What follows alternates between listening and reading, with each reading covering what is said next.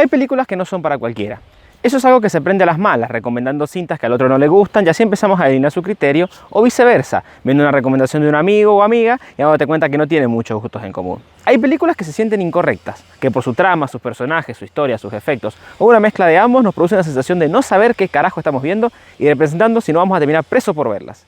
Hay películas que algunos pensamos que no deberían de existir, por ser una ofensa al buen gusto, pero esas son solo opiniones fuertes. La pregunta es, ¿hay películas ilegales? Sí. Por supuesto que la pregunta es sí. Pero este video no irá por esos icebergs. Vamos a hablar de otras cintas.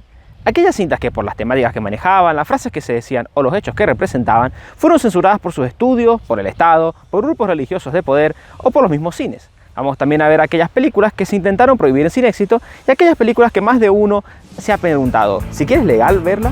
Bienvenidos a La Escena del Crimen, segunda temporada.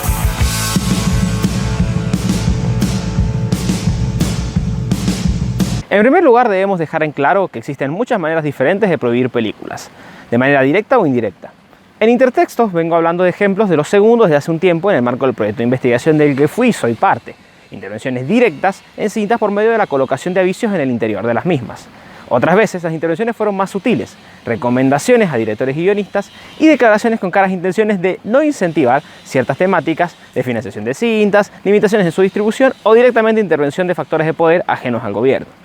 Más extraña es la intervención directa, aunque los periodos de anormalidad constitucional, golpes de Estado, casi que era la norma. Según algunos estudios, el ente de calificación cinematográfica creado por Ley 18.019 prohibió un total de 727 películas entre su creación en 1969 y su eliminación en 1986.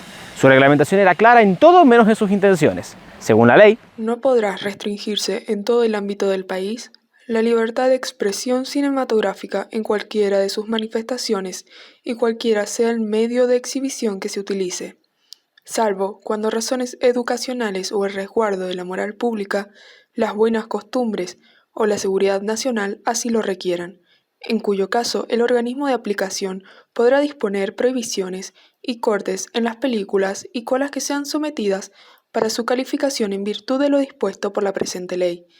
Las disposiciones y facultades establecidas en esta ley no serán excluyentes de las atribuciones que en sus respectivas jurisdicciones pertenecen en forma concurrente a los poderes locales.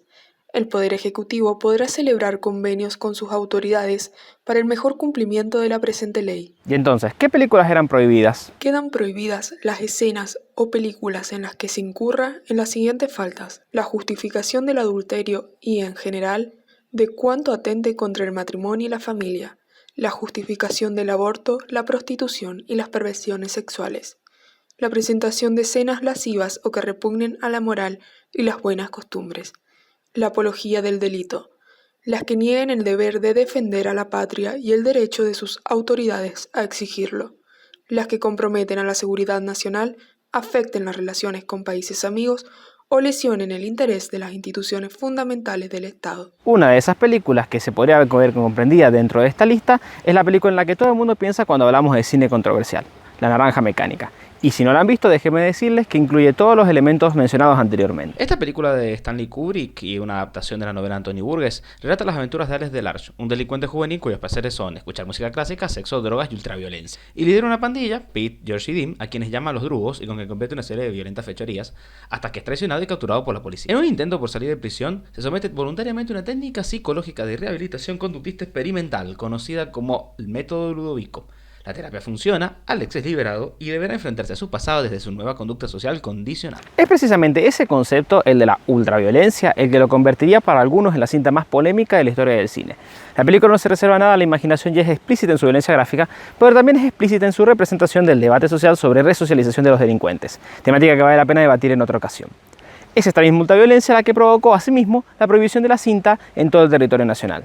Si bien en 1983 la desaparición de la ley 18.019 y la desaparición de este ente y la aparición del Inca como el encargado de la clasificación de cintas, la joven democracia tendría una última bala para la censura en Kindergarten de 1989, película que por sus escenas lascivas y acusaciones de exhibiciones obscenas terminaría por nunca estrenarse. Desde entonces, parece haber una serie de reglas claras de clasificación de películas por edades, en relación a criterios detallados en la ley 23.052 de 1984, a los fines de 1. Establece su aptitud para ser vista por menores de edad, contemplando el caso y si se lo considera conveniente que asistan a su exhibición en compañía de sus padres, la calificación PG, como se considera. Y 2. prevenir a los adultos sobre su contenido mediante una clasificación específica. ¿Cuáles son los alcances de estas precisiones legales? Digno de un debate extenso.